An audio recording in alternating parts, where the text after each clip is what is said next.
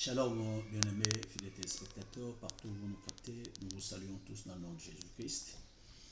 En ce dimanche, nous voudrions vous exhorter sur comment vivre sa foi en pareille période. Je sais que la plupart des gens sont en confinement, d'autres sont isolés, d'autres ne savent pas comment sortir, comment faire quoi que ce soit. Mais cela ne devrait pas être une occasion pour relâcher ou bien être fatigué ou dire on est en congé, on ne doit plus prier parce qu'on ne va pas à l'église. Le chrétien doit s'adapter à toutes sortes de situations. Et comment mettre en exergue sa foi, comment savoir garder sa communion avec Dieu. Et j'ai un petit exemple dans Daniel chapitre 6, verset 10 qui dit ceci. Lorsque Daniel sut que le décret était écrit, il se retira dans sa maison où les fenêtres de la chambre supérieure étaient ouvertes dans la direction de Jérusalem, et 3 fois par jour, il se mettait à genoux, il priait et il louait son Dieu comme il le faisait auparavant.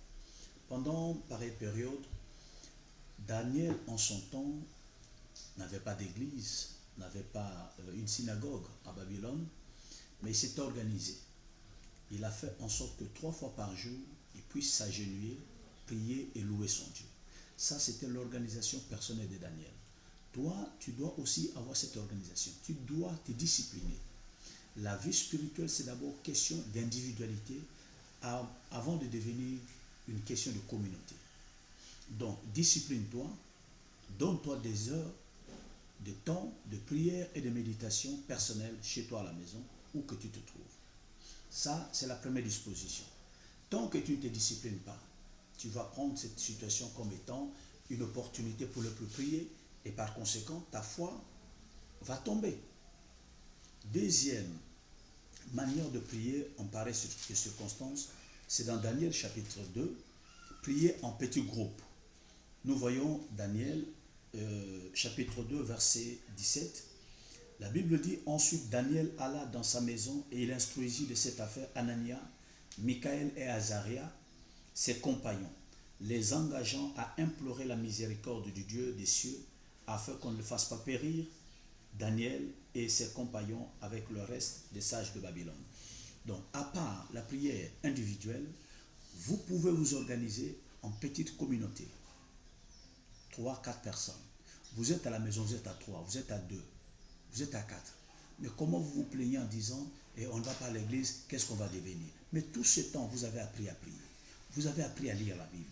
Tout ce temps marqué dans la foi, vous ne savez pas comment vous débrouiller en pareille circonstance. Comment les chrétiens du temps primitif priaient? Comment ils faisaient? C'était des gens traqués, persécutés, vivant dans des antres de montagne, dans des vallées, dans des grottes, allant dans le désert. Ils ont pu survivre pendant cette période difficile. Mais vous êtes à 2, vous êtes à 3 dans une même maison, dans la parcelle. Organisez-vous, retrouvez-vous, priez, adorez Dieu, exhortez-vous. Vous n'avez pas toujours besoin d'un prédicateur, mais vous avez besoin en ce moment ici d'un exhortateur. Exhortez-vous, faites de quoi on appelle ça comment? Faites de partage. C'est comme ça que vous allez nourrir votre âme en pareille circonstance. Donc, bien-aimés, restez dans ce que je vous ai dit. Ayez une manière de vivre votre foi seul ou en petite communauté. Donc, c'est ça la manière de vivre en ce moment difficile. Peut-être tu es loin de ton pasteur, tu es loin de ton église, tu es loin de frères. Voilà de quelle manière tu dois le faire. Chaque jour est un moment de prière, de méditation. Et si vous êtes à 2 à 3 dans une parcelle, faites ça de cette manière-là.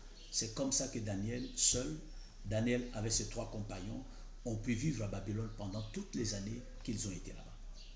Je termine en disant, des moments difficiles, nous les avions lus dans la Bible, mais aujourd'hui nous le vivons. Mais ne croyez pas que votre destin est entre les mains des politiques, votre destin est entre les mains de soi-disant maçons, votre destin est entre les mains du diable. Je veux le rappeler que le diable ne sera pas vaincu 2 fois. Il a été vaincu une fois pour toutes à la croix du Calvaire. L'histoire du diable est réglée. On n'a pas peur du diable, on n'a pas la pisco du diable, non, il va nous faire ceci. Il n'a rien à nous faire. Nous sommes dans le plan de Dieu. Tout ce qui arrivera à l'église, c'est dans le plan de Dieu, dans le plan merveilleux de Dieu. Vous êtes gérés autrement. Dieu tuait les enfants d'Égypte mais les enfants d'Israël étaient derrière la porte, dans leur maison, mangeant l'agneau immolé. Aujourd'hui, au lieu de parler de coronavirus, et les gens sont morts, on connaît déjà ça. Vous n'apportez rien de nouveau. Mais ce qu'il faut faire aujourd'hui, au lieu de multiplier tous ces messages-là, mangez l'agneau, mangez la parole, partagez la parole de Dieu et ça vous donnera la force pour la route. Tant qu'Élie se souvenait de Jézabel, il n'a fait qu'un jour en chemin et il s'est fatigué et il voulait mourir. Mais l'ange est venu avec la solution, il dit mange le gâteau cuit sur le pierre chauffé. Et la route est longue pour toi, mais avec cette nourriture, tu pourras faire 40 jours et 40 nuits. Mangez le pain, mangez Jésus, mangez la parole et vous aurez la force nécessaire pour faire votre route. N'ayez pas peur du diable, n'ayez pas peur des satanistes. Ils sont vaincus. Celui qui est en nous est plus fort que celui qui est dans le monde. La victoire qui triomphe de ce monde, c'est notre foi. Alors, pas des racontards du genre, les gens sont là, ils vont vous vacciner. Frère, qui vous dit que non, celui qui a le Saint-Esprit aura la marque de la bête. Ça, c'est que l'évangile vous prêchez. Tous ces prédicateurs de Facebook, tous ces prédicateurs de WhatsApp vous disent que non, la marque de la bête 660, c'est dans le vaccin. Qui vous a dit que c'est dans le vaccin? C'est pas dans le vaccin. C'est une histoire spirituelle. Celui qui a le Saint-Esprit n'aura pas la marque de la bête. Il a déjà le sceau de Dieu. Mais c'est quelle histoire de marque de la bête il aura encore? Ces prédicateurs qui vous disent que non, la marque de la bête viendra par de puce, ça ne viendra pas par de puce. C'est une histoire spirituelle. Celui qui a le Saint-Esprit, je le rappelle, n'aura jamais la marque de la bête. Il est scellé de Dieu. Le sceau de Dieu, c'est le Saint-Esprit. Quand vous l'avez, vous êtes un citoyen du ciel. Ce n'est pas le diable qui viendra changer votre destinée. Donc, croyez en la parole de Dieu et ne prêtez pas oreille à tous ces prédicateurs qui parlent sur Facebook, qui racontent n'importe quoi.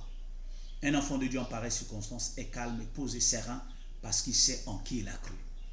Donc, ayez votre paix, regardez les choses calmement, et c'est le moment de prier et de placer sa confiance en Dieu.